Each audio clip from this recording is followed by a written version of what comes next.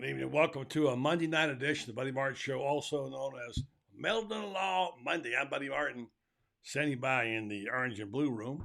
It's a man who watches three football games at once. He's watching two tonight, so he's down one. Shane Matthews joins the program. Can't wait to hear what he has to say about the hires, what's going on in the world of pro football, and other things. It's Monday night. Shane Matthews next, right here on the Buddy Martin Show. For Buddy Martin, call him up and tell him what you're thinking, but be kind because he's doing the best he can. Better, stronger, faster. Mama says that alligators are ornery because they got all them teeth but no toothbrush. Hey, what if the voice calls while you're gone? Take a message. Bye. You ready, champ? I'm ready for this my whole life. I'm incapable of small talk. But that's why you love me, right? Kind of intimidating to be in the presence of so many great athletes.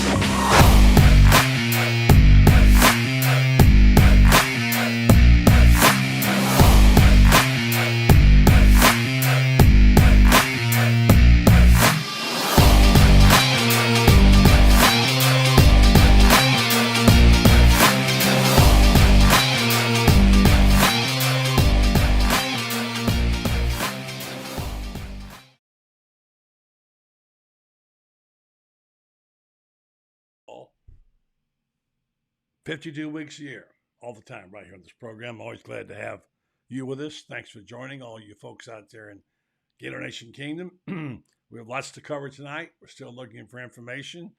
Always good to go to talk to a guy who knows a lot of it. He lives it and breathes it every day. And he's standing by. Shane Matthews this morning. Bring him in the program. The star of Pot Up. And even to you, Shane. How you doing? Good, buddy. How are you? All right. You're watching two games at once tonight, huh? I am. Yeah. Well, I'm watching Peyton and Eli because it's the best show on TV. You're hooked on those Mannings, aren't you? You're hooked. Well, I mean, they talk football. People can learn a lot if they watch them. Yeah. What'd you learn tonight? Anything? No, I mean, I just love just their lingo they talk and how they explain the They game. are And good. They really are good. No doubt about it. It's fun. So I don't get to watch it because I'm always doing the show during this time. But well, we had a little news over the weekend. Certainly among them is Florida has a secondary coach. They've been speculative for quite some time. We don't know much about these guys. We're just sort of out there like the rest of the blind sheep, wandering around trying to figure out what's going on. But this guy has a little bit of a credential in being from the NFL, although he was at Georgia Southern. And he comes to a pretty high reputation at Washington, where he had a really good defense.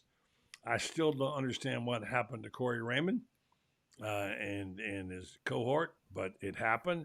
They had to find a guy, and I guess Billy has his own way of finding people. And right now, there's a lot of question about Billy's choices as coaches. He's made a bold statement about standing up for Austin Armstrong, and it's costing. Is this the right way to go, Shane? oh, time will tell. I mean, I don't know who any of these coaches that he's hired. I mean, I only know a handful of coaches. And, it goes both ways. You got to coach well, and your players have to play well, and you got to have good talent. So time will tell. I think it's interesting that a guy's leaving the NFL. He's obviously going to be making more money. He can make more money in college than you can in the NFL, but I guess he likes to recruit. Yeah. And I'm with you on that. I mean, I know a little bit about football, not as much as you do. I used to have a lot more connections in the NFL than I do now.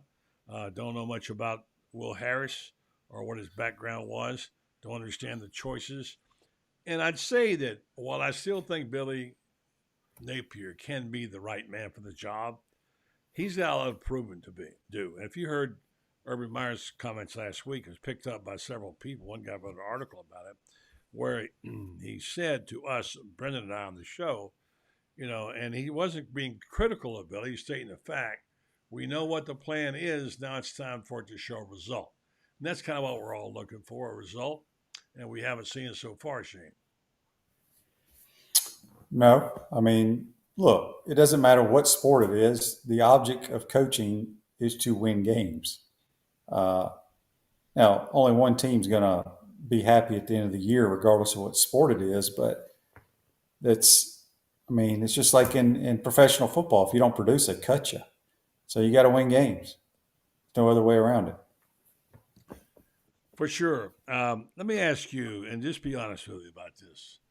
I'm not going to put you in a tough spot, but you did a lot for the University of Florida and helped you build that dynasty, and you and Spurrier and one of those games and the great career you had at Florida. And I know you have a great deal of pride, along with all the rest of your friends. Chris Storing will be on a Wednesday night.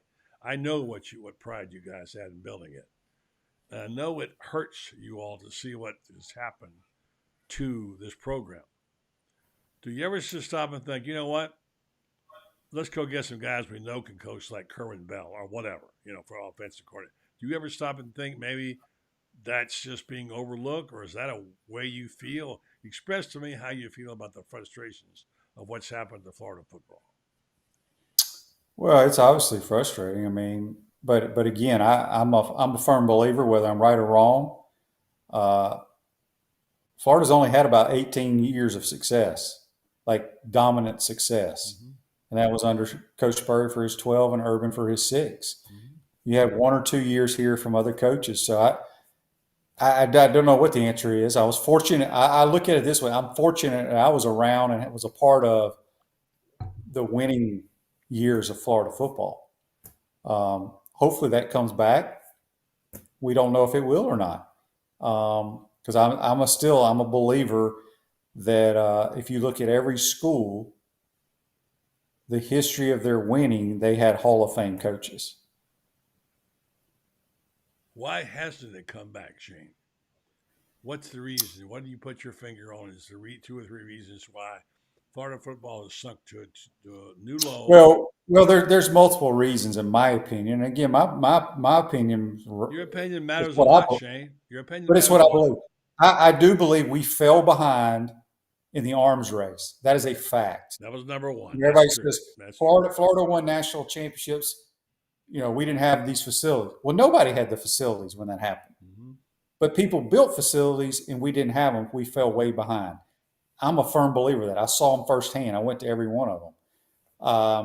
That put us behind the 8 ball. And then once you start losing some games, other programs were stepping up, the Georgias and the Alabamas, and they got the right coach in there.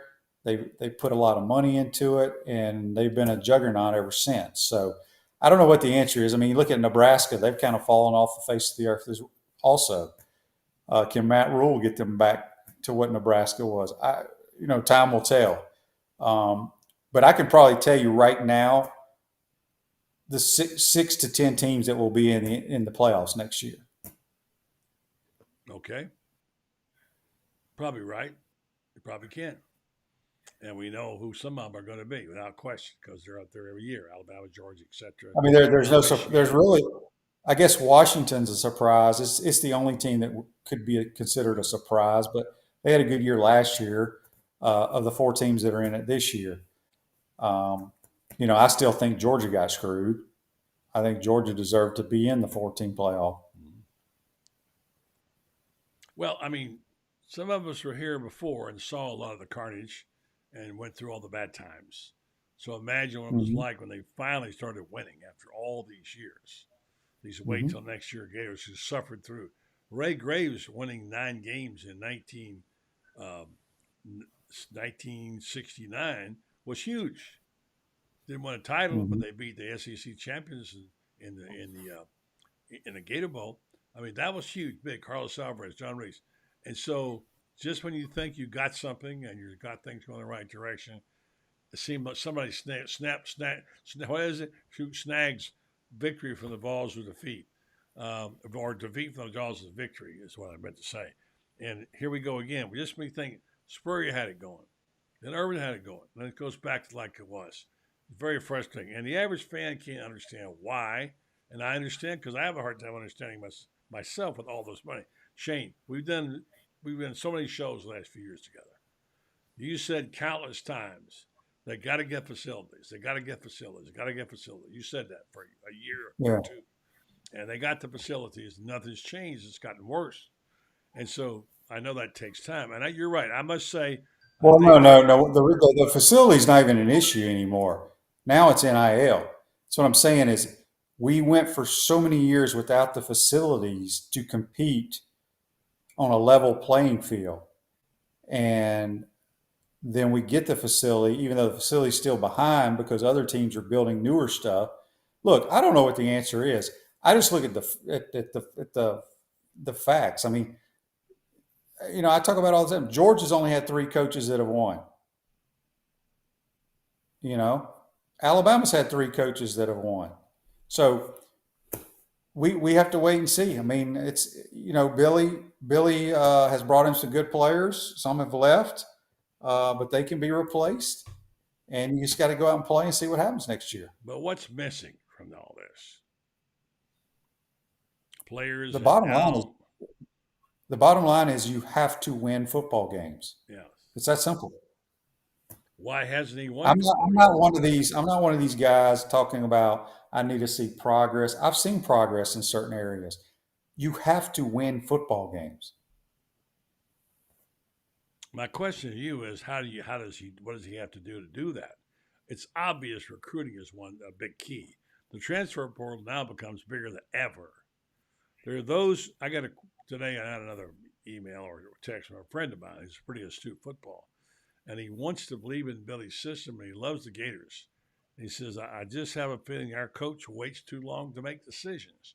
And sometimes it does feel that way with him. Now, I know you can criticize people when they lose. It's easy. But Billy seems sometimes overly deliberate.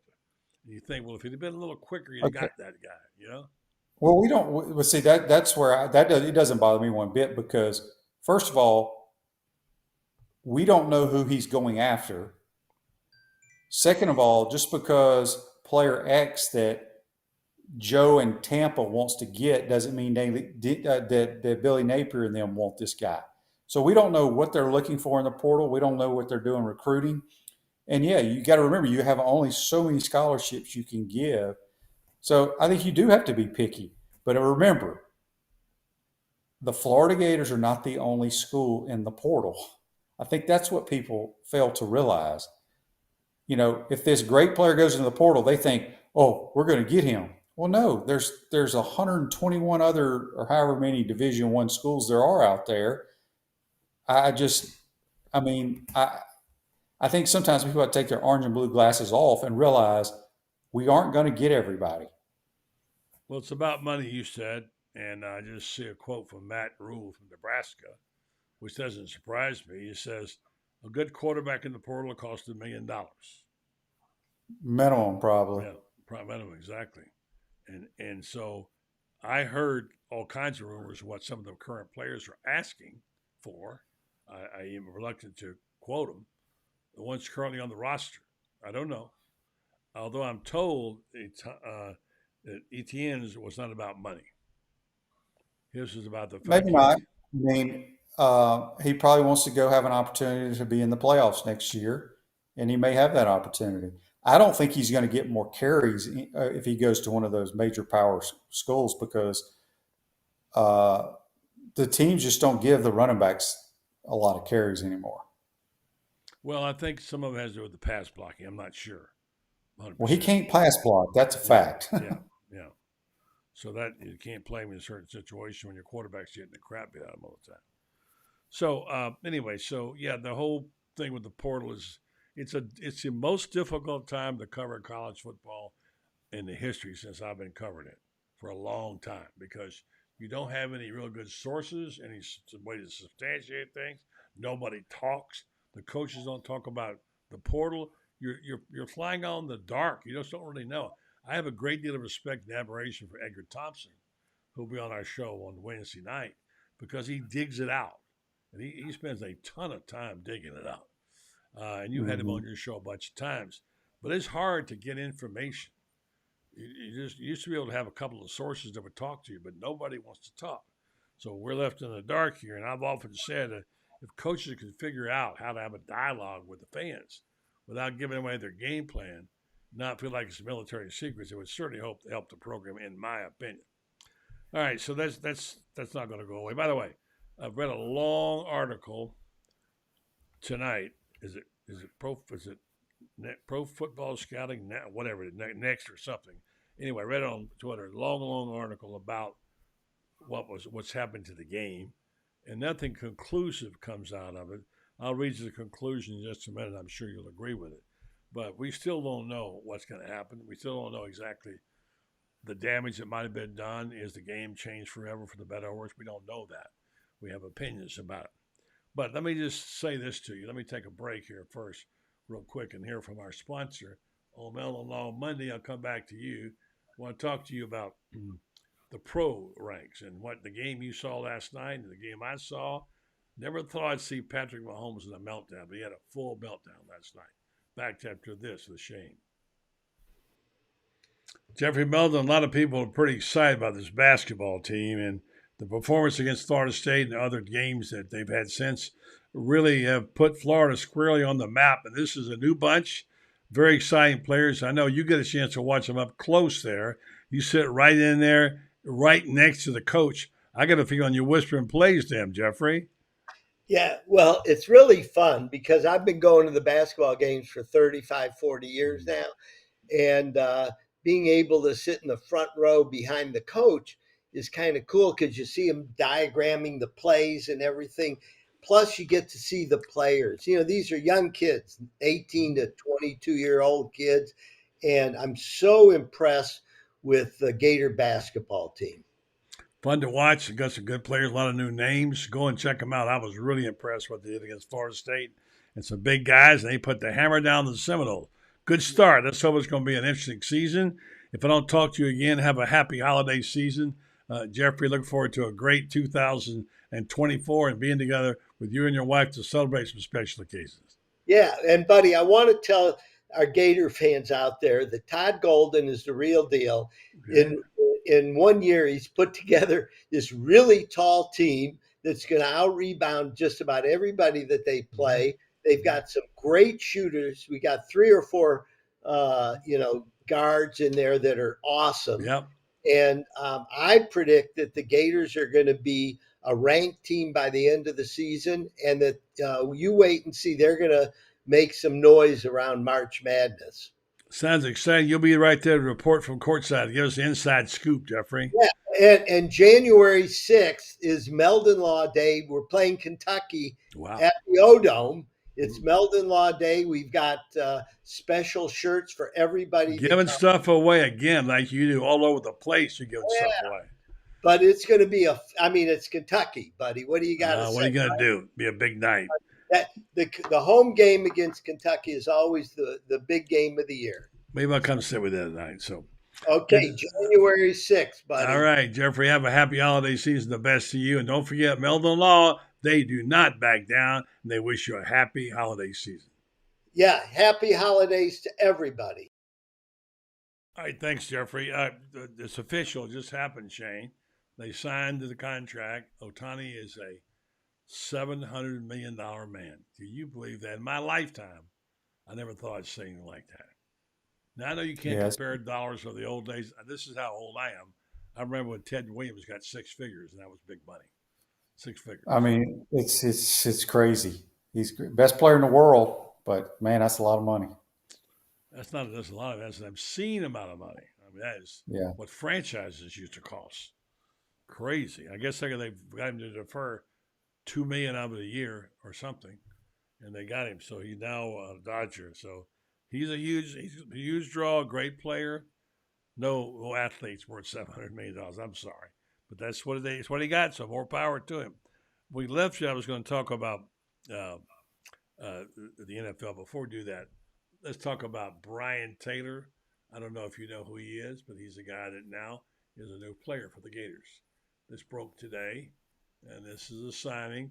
Florida got him. He's a JUCO defensive lineman. They need plenty of guys like that. Not that heavy for Shane at 270, but I guess he's a defensive lineman. I'm not sure if he's an edge player or what he is.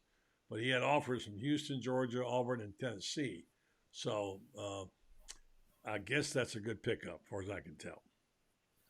Yeah, I mean, I don't know anything about him, but you got to just trust the process and see if he can get after the quarterback. Yeah. So there is some movement there. All right, so before we go to the NFL, Will Harris. Edgar Thompson has a story out tonight that the Chargers assistant DB coach will inherit a Gator secondary. This is interesting now. Think about this. A Gator secondary that generated a SEC low 3 interceptions, allowed a league high 25 completions of 35 yards or longer. The 36-year-old has a track record to help turn around the beleaguered unit. So there you go. So that's who that guy is. What do you know about Will Harris? I know that he coached for the Chargers. That's all I know. There you go. All right. So Shane, the NFL is getting down to the short hairs, as they say now. Crunch time. These are the weeks that count. There's a bunch of teams that are right there to get bunched up. I don't know if I remember as many teams being bunched up like this, Shane. It must be 15 teams or 7-6 or something. It's crazy. And so last night we saw what was the elite team in the last 2 years, the elite quarterback.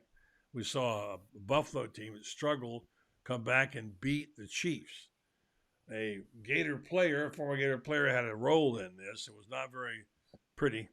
Kadarius Toney was all lined up off sides on what would have been the winning touchdown. It was an amazing play that they pulled off. And last night after the game, the Mahomes went ballistic on the sideline, and I'm not sure I think he was mad at the officials because they didn't tell him to back up. They're supposed to give him a courtesy. Hey, back up, number 11 or whatever, and they didn't do that. Mm-hmm. And, you can ask. Yeah. They don't tell you. You can ask if you're on or off the ball, right? And they'll let you know. Tony didn't do that, so he got hammered last night. I thought at first Mahomes was mad at Tony, and I'm sure he was. Today, Andy Reid came out and made a statement. He said, "I'm not giving up on Kadarius Toney." That's what you call a good football coach right there. Who give the kids something. Well, they're not going to give up. I mean, it was a silly mistake he made. Yeah, but he was obviously. It wasn't. It might knock him out. Yeah, he cost him the game. Chiefs are going to be okay. Buffalo needed to win that game. Two really good teams. Both, if Buffalo makes the playoffs, look out. But yeah, it was a phenomenal play. I don't know if it was designed to do that. I don't think it was it? I don't know. I have no idea. A great pass play, and it was wide open. But whatever it was, they had to put it back in. I know that. It's a heck of a play, one of the best calls I've seen, or whatever it was I've seen all year. And Mahomes, I don't know. He takes a beating. I got to give it. He lays it all out there, and he was really upset last night. So we'll see what happens on that. But remember, now he may not get the home field advantage here. He might have to play a road game to start off with, Shane. Mm-hmm. With things which he's not used to. He's at Kansas City all his last 3 years, hasn't he? Home field. Yeah, he's missing. I mean, they're not the same team. They're missing a lot. I mean, they have a whole new receiving core outside of Kelsey for the most part. Mm-hmm. They've had a lot of drop passes this year, which can frustrate a quarterback for sure.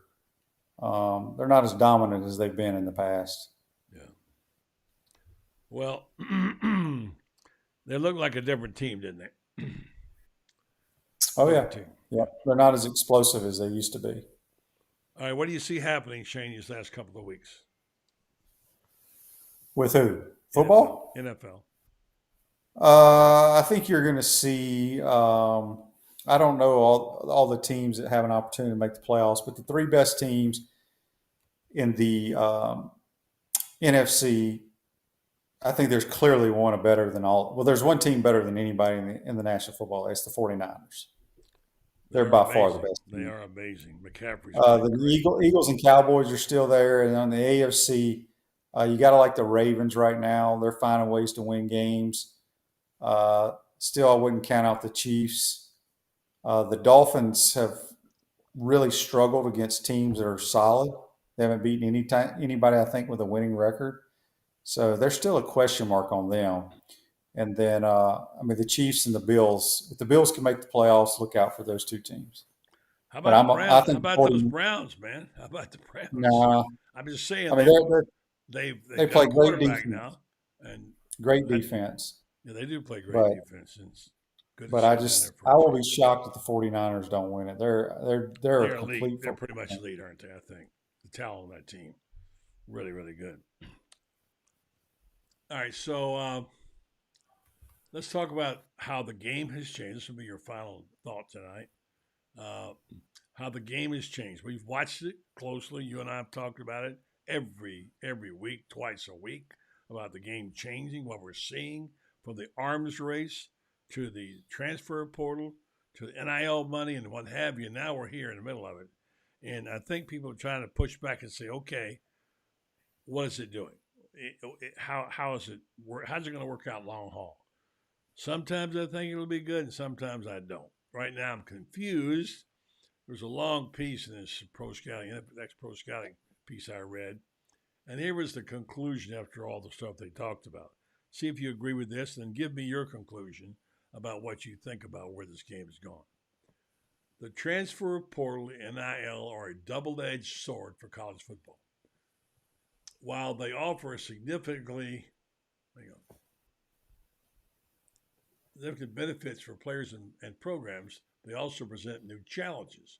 Capping NIL money is one potential solution to address these concerns about fairness and ensure a more balanced playing field. Finding a way to harness the positive aspects of these developments while navigating or mitigating the negatives will be crucial for the future of the sport. Only time will tell whether these changes will ultimately be good or bad for college football. But one thing is certain, the game will never be the same again. No, it will never be the same. There's no loyalty at all at any level. NIL, I don't know how you're going to cap it because the rules will be broken regardless. I think to eliminate a lot of it is you go back to the old transfer rules where you have to sit out a year. That'll solve a lot of problems. But will they ever do that? I don't think they'll make those changes now. The cat's out of the bag. No, I think it's going to be the wild, wild west. For I mean, I don't know what to think, buddy. I was talking to a buddy of mine that played a long time in the pros, and he's a diehard. He's a former Gator, and he's just like, I about had it with college football. Is what he said. Yeah, I've heard that from a few people. Mm-hmm. Are they going to lose fans? Because the whole there is no loyalty, and I had a big deal on my show. I guess I don't know if it was this. It was last week. These silly ass comments that these players, when they go to the transfer portal, these little memos or letters to the fans. Yeah. I don't need to hear any of that. You're in the portal. I don't give a damn what you've done. You are in the past, my friend. Mm-hmm. And good luck to you, but you are no longer a part of this team. And I really don't think you're a part of the program ever. I don't believe in it. That's just my personal opinion. I think a lot of people feel like you do. It's kind of their way to relieve. Well, a lot of our fans get on there and tell them, good luck, go do this. Don't even talk, don't even respond to them. Yeah.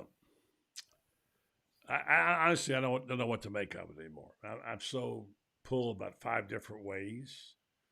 The things I believe in are sacred in the college game are pretty much gone.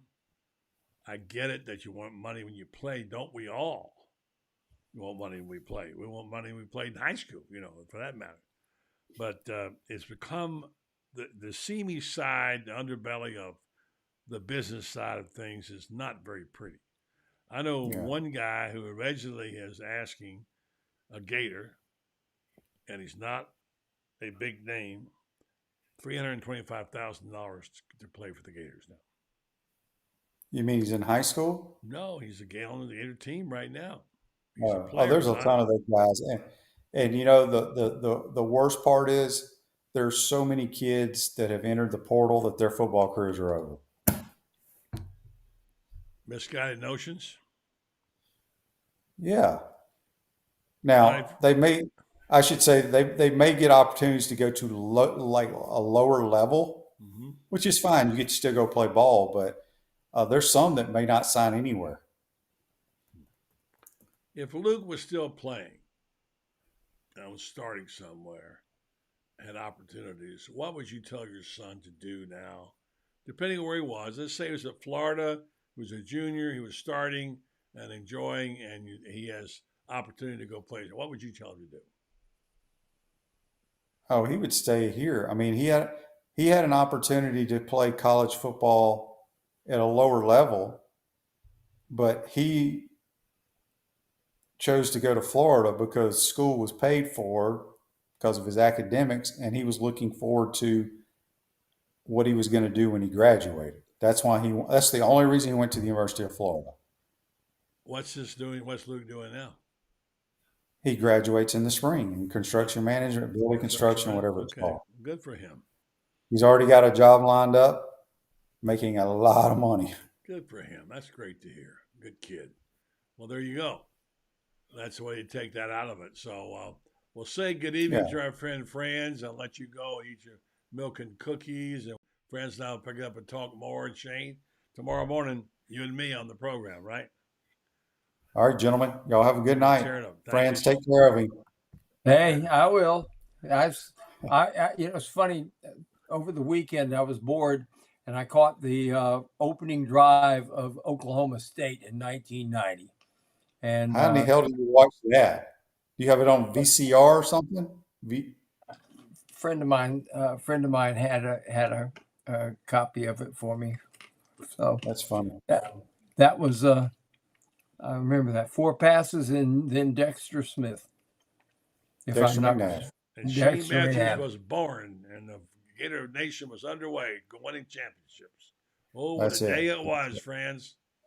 Yeah, the guy who is sitting in front of me at the stadium there says, turned around, you take the field, and he turns around and he says, I don't know nothing about this boy, but I guess if Spurrier likes him, he might be pretty good. All right. Good night, Shane. Shane's going back to his Monday Night Football. Hello, Francis. How you doing? Another day in paradise, Bud Light. Yes, sir. Yes, sir. Well, tell me a little bit what you know. By the way, the new schedule comes out tomorrow, I'm told.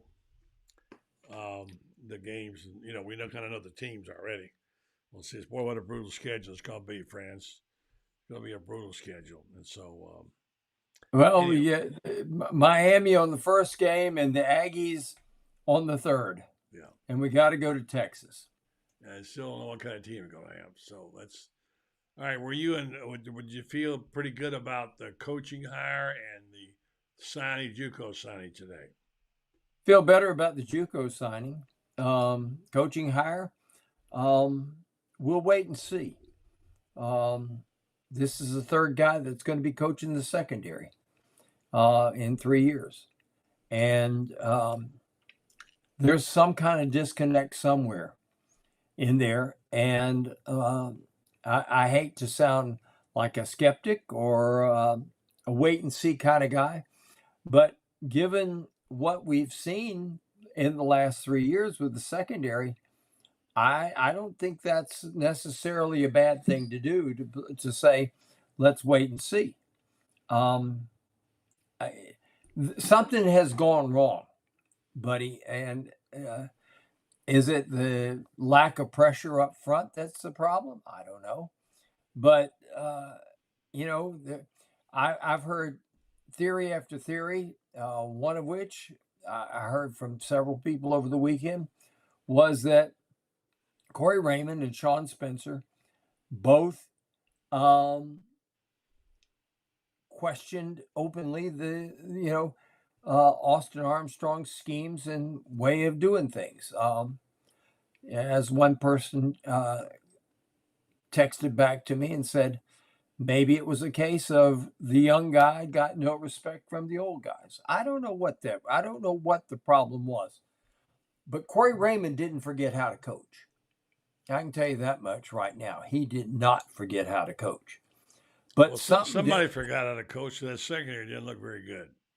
Something didn't go wrong. Yeah. You can have the greatest coaching in the world, but if your scheme puts them in right. Need the pressure up front, need the coverage. I get it, all that. There's some disconnect. I put it on Billy. He's got to fix it. He's the one that has to fix it, buddy. If he doesn't fix it, this is not going to go very well at all. because he's the guy that has to fix it. No question about it. He's the CEO. Franz, And you've been in business, you've been in management before. You know this is true. I've been in management almost all my life. You always know when you bring a young guy in and put him in a position of management, the older guys are going to give him a tough time. It's just going to happen until he proves himself. And these two guys are savvy veterans. I don't know this. This is what it looks like. They just didn't think he knew what he was doing. And yet we hear, and I was talking to Edgar about it today, the reviews of the people who are smart football people say Austin Armstrong is really a genius level guy, but they wonder whether he tried to teach these guys too much. And something broke down, and obviously Spencer and Raymond didn't like it, and they're gone that fast. Well, that's what I said. There was some disconnect, but let's face it, buddy, there was disconnect with Patrick Toney as well. It's true. And so something's gone wrong there. Now, this is the same scheme they were using at Louisiana. Is that a scheme that works well in the Sun Belt, but you get up here in the SEC where the athletes are bigger, stronger, and faster, and it doesn't translate? I don't know that, but something. You see, these are two ships passing in the night, and Will Harris. I'm hoping. I'm a Gator. Well, let's talk about Will Harris. Let's examine his record. Most interesting thing Scott Carter wrote about was he was encouraged to coach football by Snoop Dogg when Snoop Dogg was out there in Seattle, whatever, and his Snoop Dogg's boy was playing football, and he said, "Come coach my son." It kind of got him interested in coaching, but he's a guy that has been in the league. He was also at Georgia Southern, where they didn't exactly set the world on fire. No, they were next to last in defense in the entire country. Right. So apparently,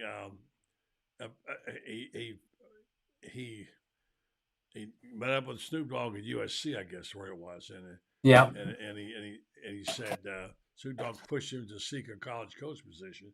And quote, he says, "I fell in love with it." He told The Athletic, and he said that.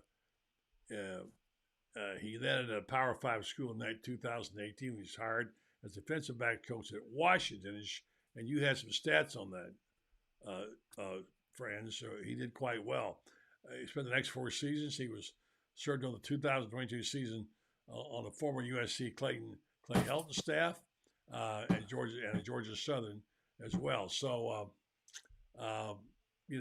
so I don't know. I mean, I don't know what that all means. As you pointed out, he was the number 2 guy in the secondary. He's 36, and so he's an unknown as far as I'm concerned. What do you think, Franz? Well, you look at it, let's start with the fact that he worked for Pete Carroll. I mean, he came up in Pete Carroll's system. He came up in the system, Yeah, he came up in Pete Carroll's system, and that's a pretty good place to start. Okay, for anybody. Because Pete Carroll at Southern Cal really had it going. Pete Carroll from 2001 to 2010, the 2 most successful coaches in all of college football were Pete Carroll and Urban Meyer, and so just like guys who coach for Urban, they people give them a longer and quicker look than they do other people because of the system they came through. But he was injured most of his career. The only year that he really wasn't injured was his senior year, and he picked off 4 passes and had 69 tackles there. So, but he coached. Jimmy Lake was the defensive coordinator and coached the secondary at Washington. And Jimmy Lake is one of the best there has been in the last 25 or 30 years at coaching defensive backs. So that's what I look at is he came up with Pete Carroll, but he worked 4 years with Jimmy Lake. That's, that would be like me as an intern, having had a chance to spend 4 years working for Furman Bisher right at his feet, because Jimmy Lake was that kind of a secondary coach. He didn't succeed as the head coach at Washington, but his defenses, was particularly his secondaries, were top notch all the time. So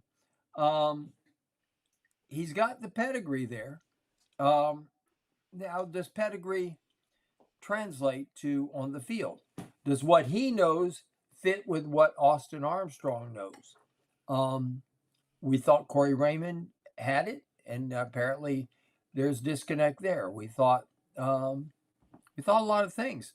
Yeah. Like I said, we've got this is a hire that, I hate to sound like I'm negative on it, and because of the fact that this is a guy who has not had a tremendous opportunity to really prove himself on a big stage. He's been somebody's assistant. He's worked under the right people. Now this is a whole different story because you're working under a young defensive coordinator. And I wonder whether or not, when he interviewed him, whether or not Austin Armstrong was involved in that. We would think he would be, wouldn't you? I would think so. But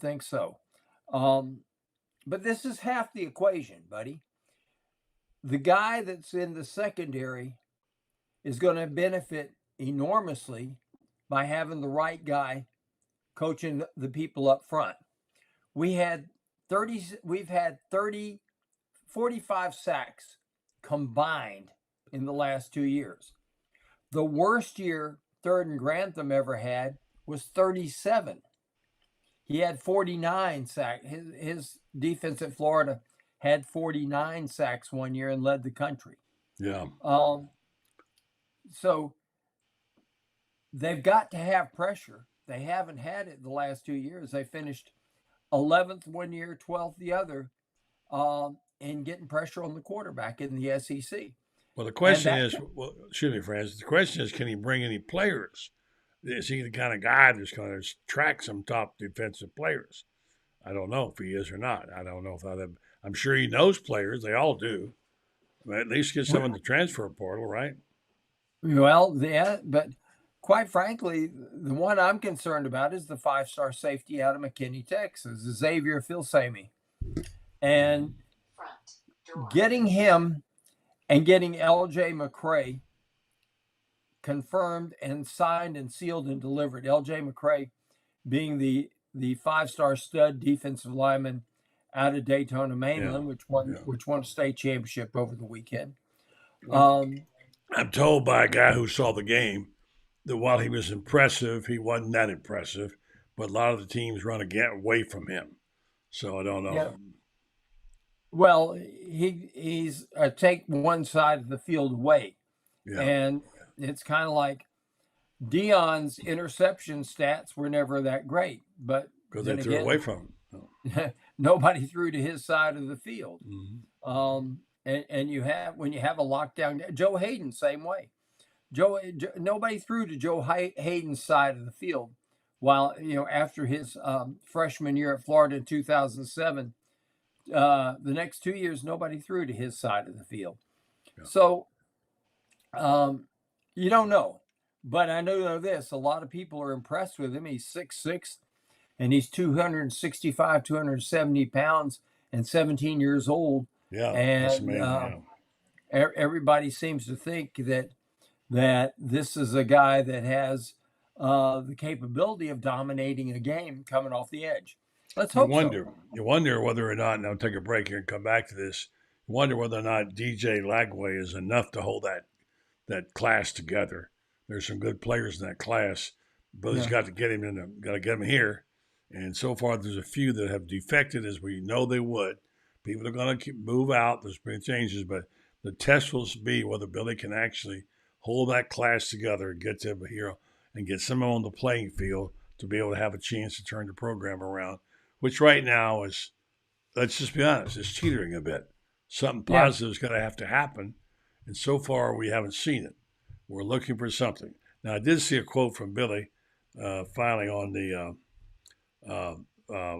Harris. He talked about Harris today. Billy came out and made a statement about him. He said, Will Harris is absolute professional. He will bring connection and confidence to our defensive backs room. He has a great reputation and pedigree. Will help our players reach their full potential as people, students, and players. So we'll see. That was his statement today. Well, yeah, we need to hear more from Billy, I think. All right, Franz, let's take a little break here and talk about our fine sponsor.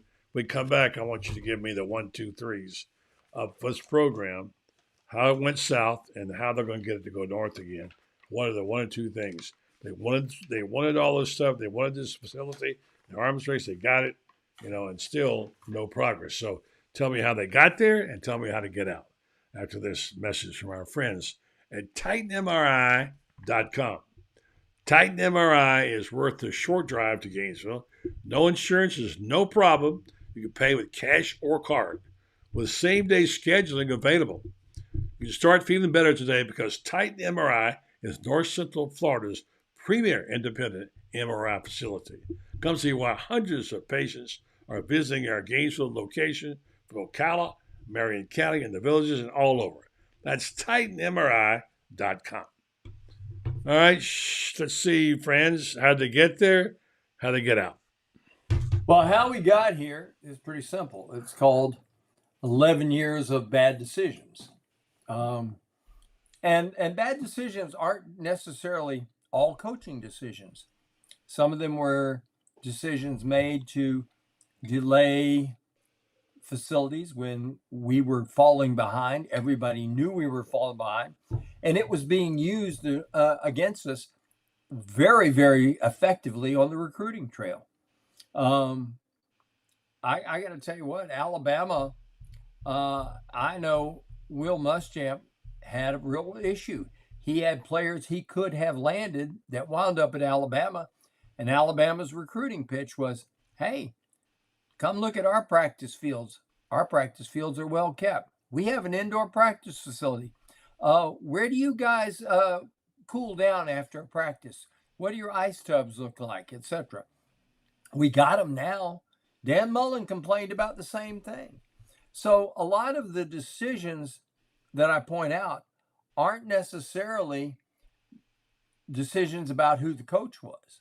The decisions were made by people up the food chain who delayed for a long time in getting the facilities to where they need to be. But this was 11 years where we are is 11 years in the making. It is not something that happened overnight. I've said this before, and I'll say it again.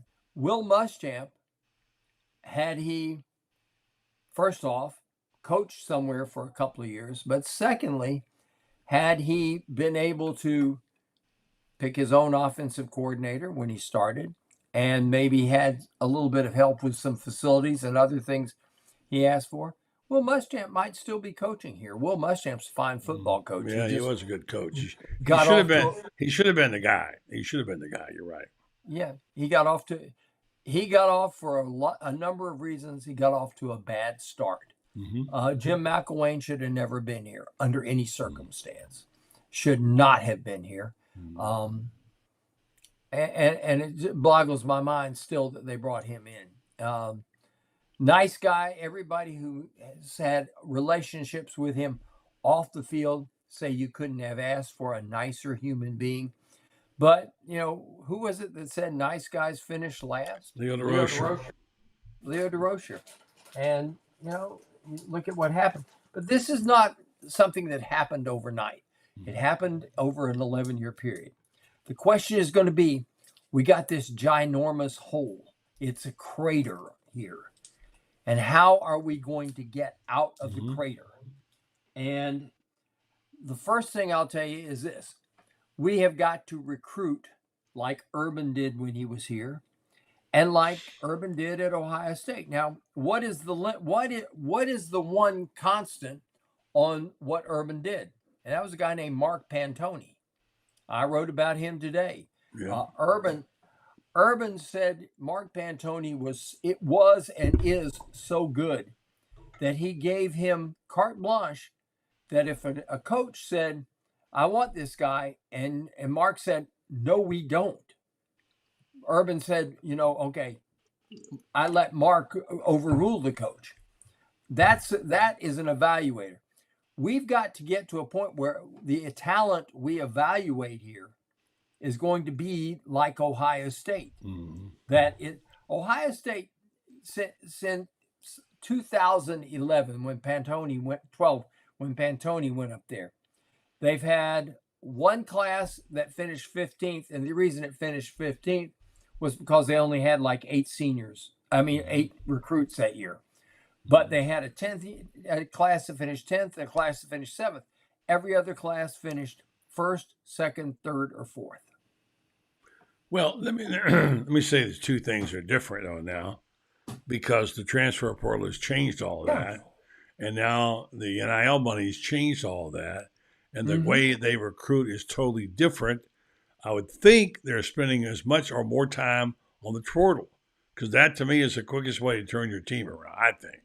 Oh, it definitely is. You look at what Lane Kiffin has done at Ole Miss with the portal, and it's like right now, Lane's already racking up some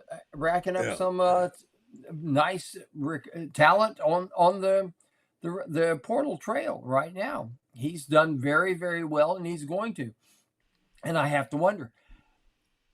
We have been very conservative in the portal. You look at the number of players that we took the first year. I think it was like 6 or 7. Mm-hmm. Of course, getting Osiris Torrance was great. Getting Montrell, was great. And thank goodness, for all practical purposes, he's coming back, because if Etienne leaves, having that lead pony is going to help. And I'm not necessarily convinced that Etienne is definitely going to be gone. Well, I think he's gone. He's got 3 teams in his sights. It's not about money for him. He's already said that. No, but I think if Florida brings in the right people, if Florida were to bring in some help on that offensive line, there's always that, And they got 2 guys coaching the offensive line already. And the guy was the coach of the New York Giants, one of them. I mean, that was supposed to, Franz, you and I said it many times, that was supposed to be a strength of this team. Yes, it was, and it wasn't. And they did not perform anywhere close to where they were the year before. And they didn't have the right guys. Well, that's true. You look at in 2000 and 2022, sacks allowed in the SEC. Florida allowed 17, but a lot of that was 5 of those sacks were allowed in the bowl game when you're playing with a patchwork offensive line. Right. This year, sacks allowed, Florida 39. Wow. I'll give you another stat that's eye-opening. Rushing offense. In 2022, Florida, 5.51 yards per carry, second only to Alabama in the SEC. In 2023, Florida, 4.27 yards per carry. 1, 2, 3, 4. Only 4 schools lower than Florida. That's those 2 stats right there tell you an awful lot. When you drop a full yard per carry. So in order, as we're running out of time here, I'll give you the last word. What are the 3 things that must be done right now? Let's not talk long term. What are the first 3 things that must be done right now? Defensive line coach, number 1. Number 2, find guys in the portal who can plug and play. That's number 2. And number 3, hold on to this recruiting class as best as possible. Yeah, I'd put the portal class first, in my opinion. But those are all. Well, I'm not saying in that particular order. Those are the 3 things. So I got you. If he's got to get a defensive line coach, and that's got to be done in a hurry, because I'd hate to lose LJ McCray. Yeah. And the thing about it is you get the right coach. Princely left the door open for that. Yeah, he Now, did. Princely Now, is let me at say Ole this. Miss Princey tomorrow. didn't light it up exactly. He had good games. He played okay. He was the best player on defense. He can play better, so but you're right. They got to get somebody, maybe with a better coach, you can do better. All right, Franz, you got the floor. You're going to sit now in a chair next to Scott Strickland, and you're going to tell him, Scott, this is what you have to do now. Listen to me. Go ahead and tell Scott Strickland what it must be done. First and foremost, you got to get heat in the press box and cooling when it's too hot. We have the and worst better press food. box and better food. You got to take care of the guys that take care of you, Scott. Now, here's what I would tell Scott. I know that Scott, I'd say I know you believe in Billy Napier, and we want to believe in Billy Napier. The entire Gator Nation wants to believe in him. But first and foremost, you got to make Billy Napier likable. Right now, he's not likable. People, we can hear all about how much integrity he has, and I believe that from everything everybody said. We can believe how great he is with parents. Ricky Pearsall's mom speaks in glowing terms about him. All these things we hear, but we need to see it from Billy Napier. I got to tell you something. Mike Norvell is killing it as far as being likable. Mario Cristobal can walk in any door in South Florida. Now, his record isn't that great, but I got to tell you what, he's recruiting like crazy down there, and he's viewed as likable. They love Gus Malzahn at UCF. They think Hugh Freeze walks on water at Auburn. Everybody knows what they think about Nick.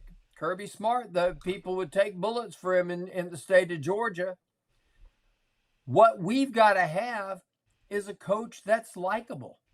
Every coach I just named you, in the eyes of their fan base, every single one of them is likable.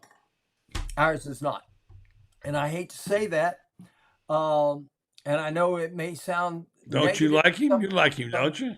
I like him, but see, I get more interaction with him than the fan base does. The fan base hears him occasionally. They do not see a warm and fuzzy guy. He's got to reach out to him more. You're right. For all the talk about Dan Mullen, and a lot of people didn't like Dan and everything like that. Dan Mullen knew everybody by name in the press room. When we left, he knew everybody by name, would stand around, talk with us. Press conferences were 30 minutes long. Billy, if you get him more than 12 minutes, you sometimes after ball games, 7 or 8 minutes. And that doesn't come across warm and fuzzy. We get answers to questions that look like they're written, or they're pre-written, and that he's just reading off of a script. He needs to come across that he's spontaneous, that he's likable, and he doesn't do that. And it's killing him. It really is killing him. And if he wants to get the fan base behind him, he needs to be more likable. All right, that's reasonable. Now I'm going to say to you, I talked to a guy who's very high up in a very high place, and you know him early on, like last year. What's it with Billy? How come we can't seem to crack the code with him? Because he's not real personable. I don't think he ever calls the name of a person in an interview.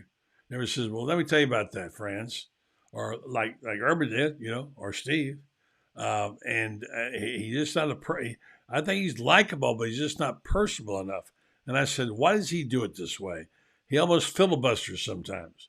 He drones on about a subject that, we don't care about instead of taking questions. And this person who's in a very high place said to me, because that's how he saw Nick Saban do it. He's not Nick Saban. He can't do it Nick Saban's way. No. I wanted to throw one other thing in. I know we're running over time, but I want to throw one other thing in. 2005, my mom's in the hospital, near death. I didn't tell Urban about it, but somebody did. Urban Meyer, after practice, and after every practice, he always took his Gatorade bottle and whacked me on the butt with it. This time he whacked me on the butt and pulls me aside. Says, "What is this I hear about your mom?" And I told him. He said, "What do I need to do?" I said, "Well, she absolutely adores you." And I said, her birthday is coming up on Thursday, which is Thanksgiving. And he said, "What's her number?" I said, "I'll text it to you." And I did. Thanksgiving morning, Urban and Shelley Meyer call my mom. And it's not a 2-minute phone call. "Hi, how you doing? Hope you get better. Get well soon." They talked for 30 minutes. 30 minutes. And then Urban says at the end of it, he says, "Hey, what can I understand, it's your birthday too. What can I do for you on your birthday?" She says, "Well, you could beat Florida State." He says, "Okay, we'll do it." That's Thursday. Saturday, we play Florida State. We beat them 34-7. My mom, who had been in just really bad shape and for all practical purposes had been declared almost dead for 3 different times over the previous month. Her spinal cord had gotten nicked during surgery at ORMC. My mom picks it up. She is alert and happy. She watches the football game and cheers the Gators on. That night, when the game is over, Urban Meyer comes by, as he always does, where I sat in the south end zone. He said, "Tell your mom that was for her." Whacks me on the butt with his Gatorade bottle and walks out. I got a mom that's 95 years old and still alive. 18 years later. It cost you 18 whacks on the butt with a Gatorade bottle, by the way. But my point is this on all Franz. this. I'm not trying to praise Urban Meyer and say we need Urban Meyer back or anything. What I'm saying is that's a coach who knew who's in that room, who knew the people, who really could connect with people. You were at, you and I were down in Naples, I guess it was, for one of his, or Fort Myers, for one of his speeches the first year he was here, and he connected with people. And Billy's got to do that. Billy has got to connect with people. But Nick Saban doesn't do that. Nick does. Not the way that, I'll tell you what, you hear these stories about Nick, how he connects with people, how when they had the tornado that came through there and no, he did. I like Nick Saban. I really do. I think he didn't get enough credit even for that matter. But still, anyway, the way he conducts his press conferences differently because he's Nick Saban. That's why. Stephen Harris. Hey, bud, I know you're listening. I see that net message there. I remember you telling me you were going to have a big ball game before the Ohio State game, and you did. You knocked that center back twice. Stephen Harris was a baller. Twice he knocked their All-American center back so far that their center almost sacked the quarterback. Yeah, that's for sure. We're living in the past. That's what somebody told me. Change your last name to Man and your first name to Yuta, Steve. Yuta Man. Yeah, we had some good times with Steve. Steve was quite a story on that team. Yes, he was. We had some great times, and I wrote a piece this past week about how great it was watching Tim play, and how we were fortunate to see him play every snap. And I wrote about what maybe is during his time, you can't get what you want. Maybe you reflect back on what you had. And my good friend texted me, "Buddy, we can't live in the past." Well, if you ain't got no future, you live in the past, right? And we had a good one. Yeah, we did. Yeah, we did. And I'm not living in the past. I want the present to be as good as the past. I'm with you, brother. Good job tonight. Appreciate it, Franz. The great Franz Beer. Read him, by the way, and GatorBaitMedia.com. He's there tomorrow morning again, like he is almost every day. The Iron Man, the Iron Dude, Franz Beer. Thanks, Franz. Thanks, man. All right, folks, thanks for listening and watching. Good crowd tonight. Always appreciate you jumping on here. Tomorrow night, we're going to have it'll be David Whitley. We're going to have Wednesday night, we're going to have Edgar Thompson. Should be a good show. And I'm going to take a couple of days off and take care of some business out in Northwest Florida. So just want to say thank you. And by the way, the show will go on. We will continue to do the show. Don't believe any false rumors about that. We're not going anywhere. I want to tell you about our friends at Renstar who've been so good to us. And we love what they've done in this town. We love who they are. We love what they do for you and I. They have a high-quality, patient-centered clinical research facility right here in downtown Ocala. Brings cutting-edge clinical research trials to Ocala in things like Alzheimer's disease, psoriasis, osteoarthritis, migraine, dementia, fibromyalgia, along with many of the conditions that affect our community. And that's the key. They want to know what affects us here. That's why they have these research trials. And you can be a part of them to help them gather their data, which they share with many companies, top biomedical and pharmaceutical companies.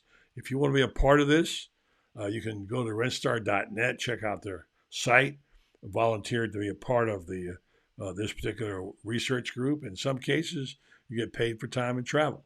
So they do great work in our community. They're great partners and they're great sponsors. Our friends over at Renstar Medical Research, seeking tomorrow's answers to the health questions of today. Thanks for listening. Thanks for watching. Appreciate your support. Back tomorrow night on the Buddy Martin Show.